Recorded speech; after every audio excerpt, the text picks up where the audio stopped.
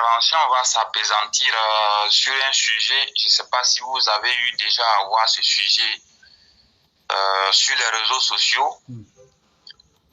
Comme quoi la Côte d'Ivoire compte plus de 3000 docteurs au chômage qui projetaient d'organiser une marche. Oui, j'ai vu et ça. Que les gens et les autres, voilà, les uns et les autres commencent déjà à proposer des idées qui parfois vraiment tombent des nues. Donc aujourd'hui, en tant que spécialiste du domaine et en tant que quelqu'un qui s'y connaît, je voudrais apporter ma contribution. Ce sera avec plaisir. Maintenant, en deuxième position, je voudrais aborder encore le volet sécuritaire et exhorter tout le monde à la vigilance. Alors, le premier sujet, comme j'ai eu à le dire, nous avons vu comme quoi les docteurs sans emploi projetaient de faire une manifestation où ils étaient en train de dénoncer le mode de recrutement des assistants de l'université. À titre de rappel, il faut que je précise, pour être assistant à l'enseignement supérieur, voilà ce que disent les règles. Les règles disent que pour prétendre ou bien pour candidater au poste d'assistant à l'enseignement supérieur dans une université publique ou grande école publique de Côte d'Ivoire, il faut obtenir un diplôme d'ingénieur de conception d'une école qui est reconnue, d'une école comme l'INPHB ou bien l'NCA. Voilà, il faut avoir un diplôme d'ingénieur de conception d'une école comme l'INPHB ou bien l'NCA, ou bien il faut être docteur d'une université publique ou bien une université à l'étranger. Voilà. Maintenant, pour ceux qui font la Chine ou bien la Russie, quand ils viennent, le diplôme est reconnu, mais il y a une homologation à faire. Voilà. Pour ceux qui sont dans le système anglophone, parfois on renverse les noms. Au lieu, par exemple, au lieu qu'on dise Kona Yao, si le nom de famille c'est Kona, et puis je vais prendre Kona Alfred. Si le nom de famille c'est Kona, et puis le prénom c'est Alfred, les anglophones, eux, ils s'appellent Alfred Kona. Maintenant, quand vous venez très souvent, vous devez faire une homologation pour dire que c'est la même personne, c'est tout. Donc, voici les règles. En ce qui concerne la limite d'âge, je crois c'est jusqu'à 48 ans. Voilà. Donc, voilà les règles. Voici comment beaucoup ont été recrutés depuis les années, depuis très longtemps. Voilà. Mais ce qu'il faut déjà préciser, avant les années 2013, 2014, déjà, les docteurs, ils n'étaient pas aussi nombreux que ça. Ils n'étaient pas nombreux que ça. Donc, quand tu avais le diplôme de doctorat, c'était encore plus simple de se faire recruter. Et bien, il y a d'autres disciplines encore que je vais citer. La physique, les mathématiques. En général, jusqu'à l'heure où je parle, on continue de chercher des docteurs dans ce domaine-là. On n'en voit pas. Bon, par exemple, quand on prend la physique, à l'enseignement supérieur, il y a la mécanique, il y a l'électromagnétisme, il y a la thermodynamique, il y a l'optique, il y a optique ondulatoire, il y a optique géométrique, il y a la mécanique quantique, il y a le volet chimie n'est pas dedans. Et puis il y a encore le domaine de la propagation des ondes. Le domaine de la propagation des ondes. En clair, quand on dit que vous êtes docteur, en physique en général, vous prenez une spécialité. Soit vous faites la mécanique, ou bien vous faites l'électromagnétisme, ou bien vous faites l'optique, ou bien vous faites dans le domaine de la propagation des ondes, ou bien encore vous pouvez faire la mécanique quantique, ou bien il y a un domaine qu'on appelle la physique classique. Voilà, mécanique quantique ou bien physique quantique. Donc, il y a plusieurs domaines comme ça. Il y a aussi ce qu'on appelle la physique des ondes. Donc, c'est pour vous dire qu'il y a plusieurs domaines dans la physique. Et très souvent, quand on est docteur, on se spécialise dans l'un de ces domaines-là. Mais la réalité qu'il faut dire, les conditions pour pouvoir faire un doctorat dans ces filières-là, c'est tellement compliqué, ça dépend du sujet. Parfois, il faut une expérimentation. Parfois, les sciences, vous savez, avec ce qui se passe dans les sciences, c'est pas évident.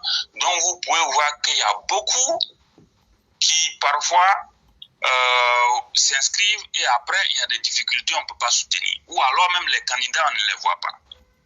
Parce que déjà, il faut rappeler que avoir un master 2 en physique, c'est quelque chose qui n'est pas donné à tout le monde, hein, quand on voit maths physique déjà. Donc, dans ce domaine de physique-là, les docteurs même sont déjà rares. On ne les voit pas. Quand vous prenez les mathématiques, là-bas encore c'est pareil. Vous prenez mathématiques, vous avez l'algèbre, vous avez l'analyse, vous avez les statistiques, vous avez la probabilité. Et puis, bon, vous avez la géométrie différentielle. Encore là-bas, quand vous faites un doctorat, vous vous spécialisez dans l'une de ces disciplines. Mais la réalité aussi rattrape les gens. Les docteurs en mathématiques, ils sont rares. Par contre, dans le domaine des lettres et des sciences humaines, je vais prendre le droit, les lettres modernes, l'anglais,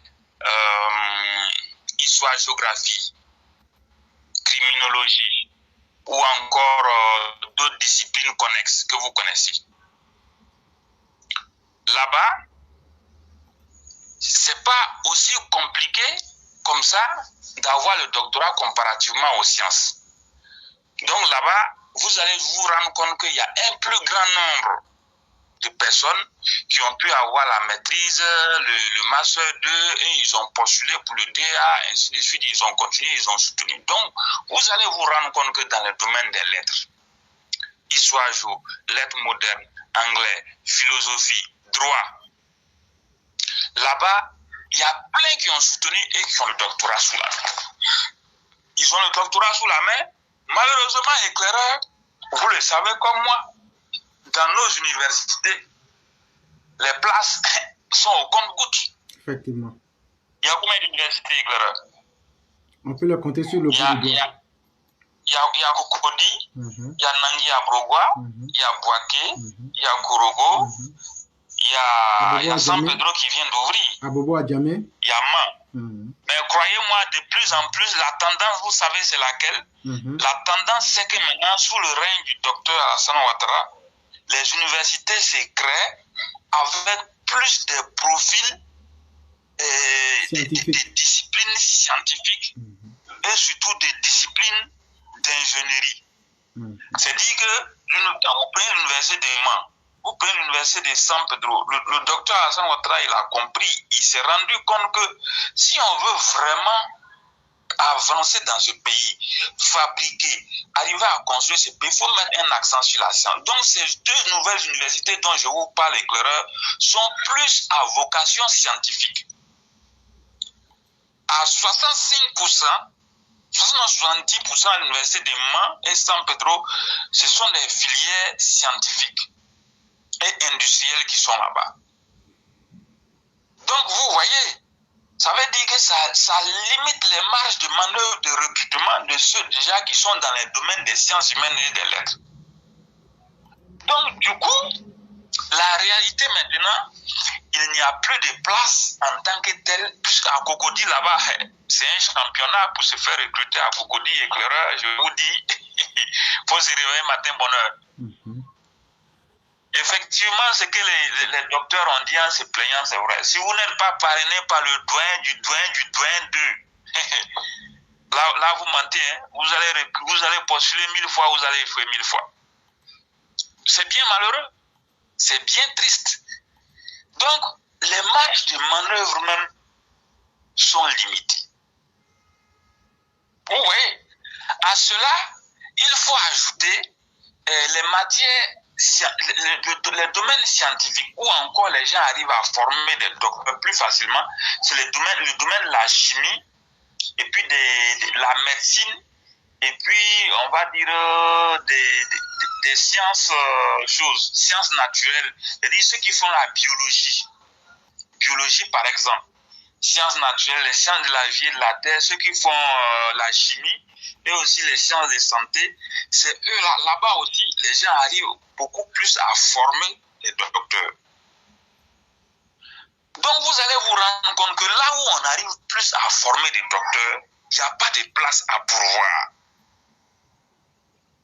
En maths physique, c'est pas facile de former. Donc vous allez vous rendre compte que les quelques 1 qui ont le doctorat là-bas, ils arrivent à se tirer d'affaires comparativement aux autres filières. Quelle pourrait être la solution? La réalité est claire, il faut la dire très nette. On ne pourra pas employer ces 3000 docteurs dans les universités publiques et grandes écoles publiques. Vous voyez, quand on dit enseignant de l'université, il est enseignant-chercheur. On dit enseignant-chercheur. Que vous soyez recruté avec le diplôme d'ingénieur ou bien le doctorat, quand vous êtes recruté, vous êtes logé au premier grade d'assistant d'abord, mais vous êtes enseignant-chercheur. Donc, au-delà de l'enseignement, il y a le volet recherche. Et la recherche que vous voyez éclaireur, c'est la recherche qui permet d'évoluer dans le profil des carrières. Quand vous êtes enseignant à l'université ou au supérieur, si vous ne faites pas de recherche, même si vous êtes docteur, vous allez taper 30 ans, vous allez rester assistant. Vous devez faire la recherche pour évoluer d'assistant à maître assistant, de maître assistant à maître conf, de maître conf à professeur titulaire. C'est la recherche qui fait avancer. Et c'est pas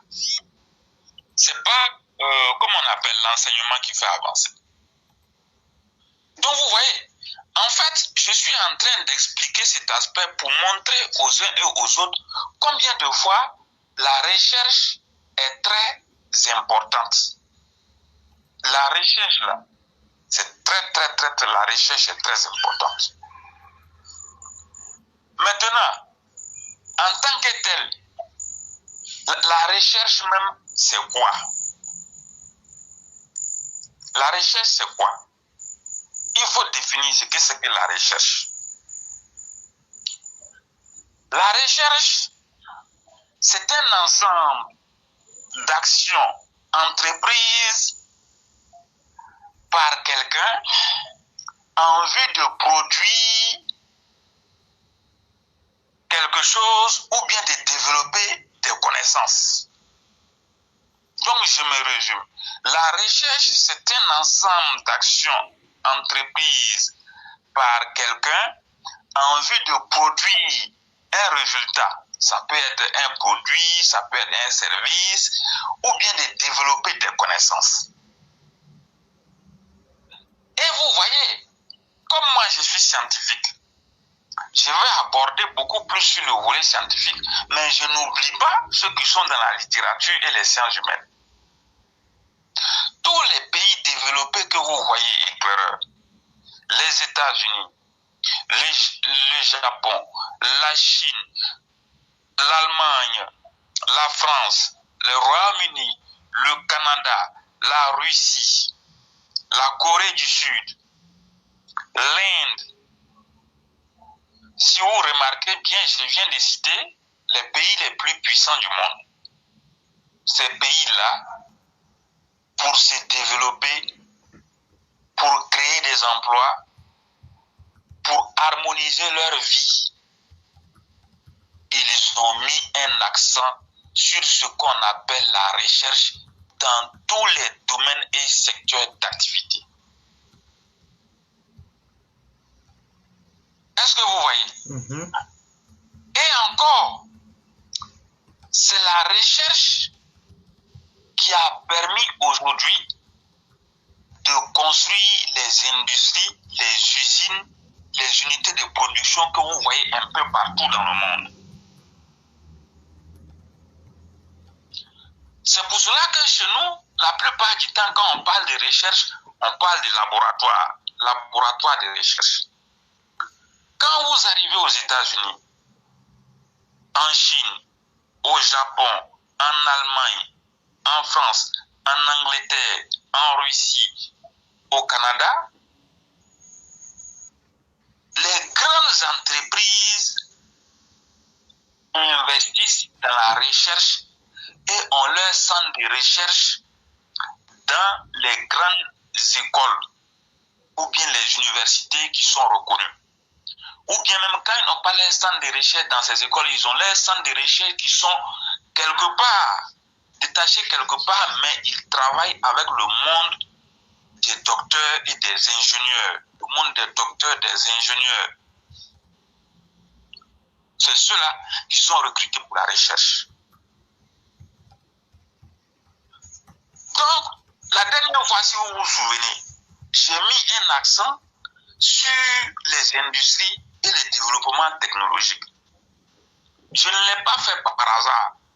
Je suis très bien conscient qu'éclaireur, tous ces jeunes gens qui sortent, qui disent qu'ils sont docteurs, ils ne pourront pas servir uniquement à aller enseigner dans les universités. Non. Il y a un challenge, il y a un grand défi à relever. Même quand vous êtes enseignant-chercheur, si vous vous contentez uniquement d'enseigner seulement, je peux vous dire et vous garantir qu'à ce prix-là, vous n'allez jamais évoluer. Voici pourquoi la plupart des enseignants-chercheurs sont obligés de chercher des laboratoires de renom où ils effectuent parfois des voyages pour aller travailler, lorsque dans leur pays, la recherche n'est pas développée, comme dans les pays comme les nôtres. C'est malheureux de voir qu'il y a plus de 3000 docteurs qui soient en train de frapper à la porte des universités pour enseigner. À ce prix-là, la Côte d'Ivoire n'ira nulle part. Donc la solution ici, c'est laquelle? Moi, je veux lancer un appel très pressant au gouvernement et surtout au président de la République pour lui dire, il est important, si du point de vue de la technologie, nous ne savons pas créer, il est important de négocier avec ceux qui ont la technologie pour voir comment ils peuvent implanter des laboratoires dans nos pays. Il y a des domaines où vraiment nous ne savons rien. Il est important, dans le cadre de la coopération, d'approcher les pays qui ont l'intention de nous aider dans ce sens-là. Il faut créer des grands centres de recherche en Côte d'Ivoire. Dans le domaine de la médecine, je veux saluer un grand laboratoire pharmaceutique qui va bientôt s'installer à Abidjan à plus de 50 milliards d'investissements. Dans le domaine de l'industrie pharmaceutique, dans le domaine de la production des moteurs électriques, dans le domaine de la production des voitures, dans le traitement des eaux, dans le domaine de la fabrication du matériel électrique, dans le domaine mécanique, en optique, l'agronomie surtout, dans le domaine agronomique, il y a quelques rares centres de recherche, mais il faut mettre un accent particulier sur le domaine agronomique, car nous avons besoin d'être autosuffisants dans les années à venir. Dans le domaine de la construction, depuis un temps, à tout moment, il y a des chantiers de construction en Côte d'Ivoire. Il faut ouvrir des laboratoires. Il faut ouvrir des grands laboratoires qu'on va étendre sur l'ensemble du pays. Il ne s'agira pas de concentrer les laboratoires ou les centres de recherche à Abidjan, non. On n'est pas obligé aussi d'aller implanter les laboratoires, les centres de recherche dans les universités. On peut construire des grands centres de recherche et de production, des grandes unités de production, un peu partout. On va diversifier ces centres de recherche-là sur l'ensemble des régions ivoiriennes, dans tous les domaines que je viens de citer. Construction, l'eau potable, électricité, mécanique, industrie aéronautique, les moteurs électriques, l'informatique, l'intelligence artificielle, la médecine, l'industrie pharmaceutique. Tous ces domaines d'activité-là, il faut mettre un accent dessus. Quand on va finir de créer tous ces grands centres-là, et que on sera amené à produire quelque chose pour vendre, ou bien on sera amené à mettre en place, à développer des services pour vendre, le résultat sera lequel? Le résultat, c'est que beaucoup de ces docteurs-là, dans tous les domaines vont être employés. Au-delà même des domaines que j'ai cités, c'est-à-dire les sciences, l'innovation technologique, les docteurs dans le domaine du droit, des langues, de l'économie, des lettres modernes, de l'anglais, tous ces docteurs dans ces domaines-là, ils auront aussi leur place dans ces centres de recherche des unités de production. Parce qu'il ne s'agira pas uniquement de prendre que des scientifiques pour les embaucher là-bas. C'est comme dans la société, tout est complémentaire. En grande partie, les scientifiques auront un grand rôle à jouer, mais derrière ça, en complément, ceux qui sont dans les domaines des lettres et des sciences humaines, on aura besoin d'eux. Tu connais anglais, on a besoin de toi. Une lettre moderne, on a besoin de toi. Tu connais le droit, on a besoin de toi. Tu connais également l'économie, on a besoin de toi. Donc voilà un peu. Il faut qu'on sorte de ces systèmes-là où quand on finit, c'est la craie seulement, on vient prendre pour la théorie. Il faut quitter dedans. Je ne vois pas un seul pays qui est arrivé à se hisser au sommet industriel ou bien du développement en enseignant que la théorie dans les universités et les grandes écoles publiques. Non. Moi, je dis qu'il faut quitter dedans. Ces histoires où on est collé sur la théorie, là, pour faire la recherche, créer quelque chose, il faut la théorie. Mais lorsque dans un système tout est théorique, il y a problème. Il faut équiper, il faut mettre un accent sur l'innovation technologique. N'ayons pas peur, il y a les compétences en Côte d'Ivoire. Il y a plein de jeunes encore qui acceptent de faire les sciences. Il faut qu'ils soient exploités comme il se doit. Si nous restons focalisés sur la théorie, dans les années à venir, on va être rattrapé par la réalité du terrain.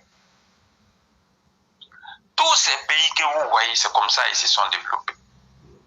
Quand vous ne savez pas accepter d'apprendre auprès de celui qui connaît et négocier, mais on ne se contente pas de la théorie ou bien du bavardage inutile, ou bien on ne peut pas rester là toujours à parler politique, 100% politique. Vers la fin, si tout le monde se met à parler 100% politique, mais si le paysan ne va pas au champ pour labourer la terre, pour donner un djiri ou bien du manioc ou bien de l'igname, ces politiciens-là, je crois, ils vont crever de faim, éclaireur. C'est naturellement vrai. Et très tôt même. Donc, la recherche agronomique, l'agriculture, l'élevage, il y a des potentialités économiques énormes en Côte d'Ivoire. Nous devons ouvrir le débat. Il est important d'ouvrir le débat.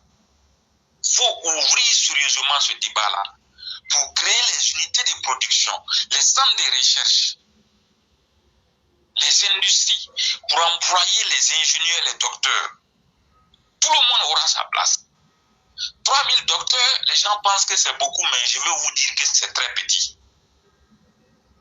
Ça peut paraître beaucoup, mais dans un système où il y a un développement industriel, une innovation technologique, par ricochet, une croissance économique, 3000 docteurs, même 10 000 docteurs, c'est très petit. Donc, il faut ouvrir le débat. Il faut ouvrir grandement les yeux. Ne nous contentons plus de la théorie. Ce temps-là, il est terminé. C'est pour cela que vous allez voir. Moi-même, la théorie pour théorie, où on n'arrive pas à résoudre les problèmes de la société éclaireur, je n'aime pas. C'est bien beau de venir s'asseoir à tout moment bavarder. Mais après, concrètement, on fait quoi? Donc, il faut que le président de la République, le gouvernement, les universités publiques et les grandes écoles publiques comprennent. Il faut qu'on ouvre le débat. Il faut ouvrir le débat pour repenser le mécanisme d'insertion professionnelle des docteurs en Côte d'Ivoire. J'ai vu des gens dire comme ça, oui, que bon, les docteurs là, on peut les affecter dans les lycées ou bien collèges, ils vont enseigner là-bas, ou bien ils vont être éducateurs. J'ai dit, mais Comment est-ce qu'on peut raconter des choses qu'on ne sait pas? On peut être aussi bouffon que ça pour proposer des choses comme ça. Vous prenez un bac plus 7, vous lui dites d'enseigner et en attendant d'être recruté plus tard. Mais quand il n'est pas recruté, quand ils vont être nombreux, ils vont se soulever, vous allez faire quoi? Quand ils vont se soulever, vous allez faire quoi? Et puis attention. Et non, il y a un autre danger même. Et il y a même danger parce que si on prend les grades, celui qui vient, et si on veut le payer en fonction de son niveau, les professeurs de lycée vont se plaindre. Oui. Et donc, ça ne résout pas le problème en fait. Et c'est que même je voulais ajouter, si on continue comme ça, est-ce que c'est tout le monde qui est appelé à être docteur? Non. Est-ce que ça veut dire que si on n'est pas docteur, on ne doit pas travailler aussi? Même celui qui n'a pas de diplôme, il a droit au travail. L'INS qui forme les gens qui ont les licences, maîtrise, pour pouvoir être professeur de collège et lycée. Bon, si on prend les docteurs pour les envoyer à la collège et lycée, donc nos frères qui ont les licences, maîtrise, eux, n'ont plus droit à travailler.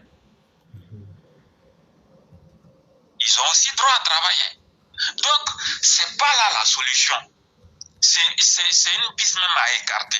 Les gens aujourd'hui, quand ils sont rassasiés, ils viennent sur les réseaux sociaux, ils racontent leur vie.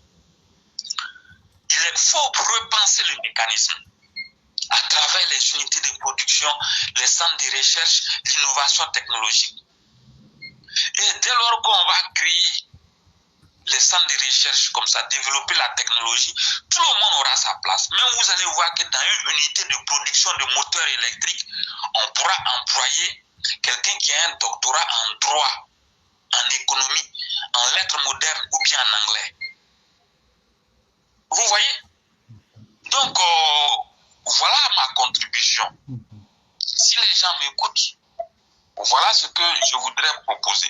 Il faut repenser le mécanisme de recrutement d'insertion professionnelle des docteurs en mettant un accent sur le développement des centres de recherche, des unités de production dans les domaines suivants: construction, eau potable, électricité, moteur électrique, transport, industrie pharmaceutique, médecine. Encore quel domaine? J'ai déjà parlé de la construction. Donc dans presque tous les domaines, même la chimie également, l'agriculture surtout, et puis l'élevage. Dans ces secteurs-là, vraiment, on a besoin de renforcer la recherche et l'innovation technologique. L'informatique, les sciences de la communication, ainsi de suite. Donc, il y a beaucoup à faire. Il y a vraiment les défis à venir en Côte d'Ivoire sont énormes. Donc, nous devons nous réveiller. Voilà ce que je voudrais dire à ce niveau. Okay. Deuxièmement, en ce qui concerne l'aspect sécuritaire, je veux encore lancer un appel pressant pour demander aux jeunes du RHDP et aux jeunes de Côte d'Ivoire, un peu partout, sur l'ensemble du pays, d'être vigilants. Coopérer, si vous voyez quelque chose de suspect, appelez la gendarmerie, la police ou bien le sous-préfet, ou bien la préfecture. Si vous êtes dans une zone, vous voyez des gens qui arrivent, qui sont suspects, dont on ne connaît pas, vous appelez la sous-préfecture, la gendarmerie, la police ou bien la préfecture pour signaler l'information. C'est très important. Parce que comme j'ai eu à le dire déjà, dans les régions du Bunkani, de la Bagoué, du Cavali, du Tompi, de San Pedro, de plus en plus la menace se fait sentir. Donc il faut que les gens soient vigilants. Il faut également que les cadres soient vigilants. Il ne faut pas que les cadres restent dans leur bureau feutré à Abidjan pour dormir.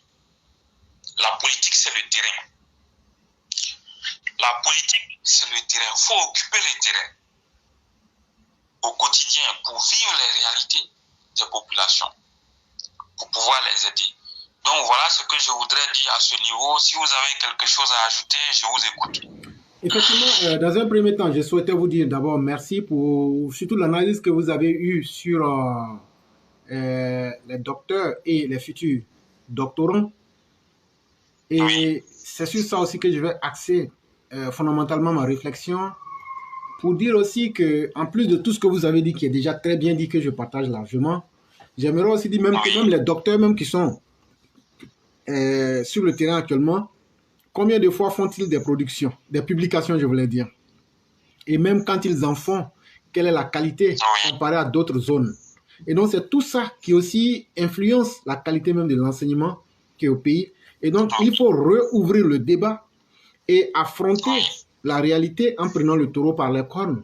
Les domaines où on n'en a pas besoin de ces docteurs-là, essayer de faire comprendre à tous jusqu'à ce que le besoin s'en fasse ressentir.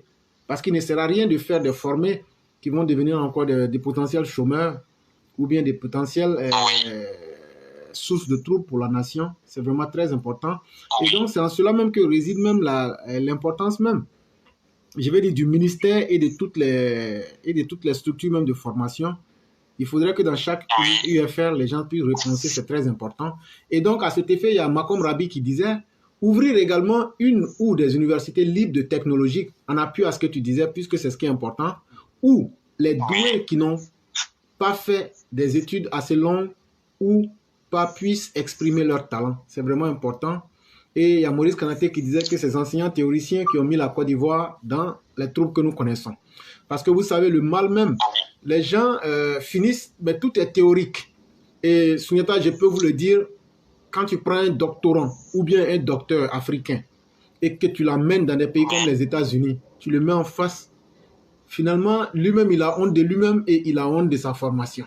Il arrive à comprendre automatiquement que vraiment sa connaissance n'est absolument rien. Parce qu'ils ne connaissent même pas les machines. Ça fait mal, cher frère. C'est bien malheureux. C'est très malheureux. Tu vois, un docteur, on te dit, ben, il faut venir reprendre à la première année parce que sa formation n'a rien avec la réalité du moment. Et donc, il faut qu'on se rende compte de ça. C'est tout ça aussi qui tire même l'évolution de nos pays vers le bas, des connaissances qui sont plus dans la théorie et souvent même des connaissances dépassées. Et il y a Mme Blanc qui venait pour clore, pour dire vraiment, Souniata a fait une très belle analyse. Chez nous, que la théorie, mais il faut maintenant la pratique qui est très importante. Je crois que c'est tellement bien dit et on espère bien que les autres ont entendu ce que nous avons dit et qu'ils sauront en prendre bonne note. Ok. Vraiment, merci beaucoup. Vraiment, on espère bien. Il n'y a pas de problème. Vraiment, merci beaucoup pour cet éclaircissement-là qui va permettre et à tous ceux même qui ne pouvaient pas comprendre, je crois aujourd'hui ils ont compris maintenant de façon plus simple le pourquoi des choses et je crois que c'est à l'avantage de tout le monde. Parce que la communication est très importante et vous êtes un spécialiste du domaine et donc vous n'avez pas parlé de vos vides. Et je crois que finalement, les gens les plus intelligents ont compris qui vous êtes aujourd'hui. D'accord, ok. Donc, vous passez une excellente soirée et bien des choses à vous-même. Et surtout un très bon retour à vous dans la protection de Dieu. Et vous savez, tous nos parents, et comme on le dit, si nos parents voient quelque chose, qu'ils disent quelque chose, c'est très important. Oui. Effectivement. Okay. Merci beaucoup. Merci bien. Très bonne nuit à vous. Excellente soirée. À vous pareillement.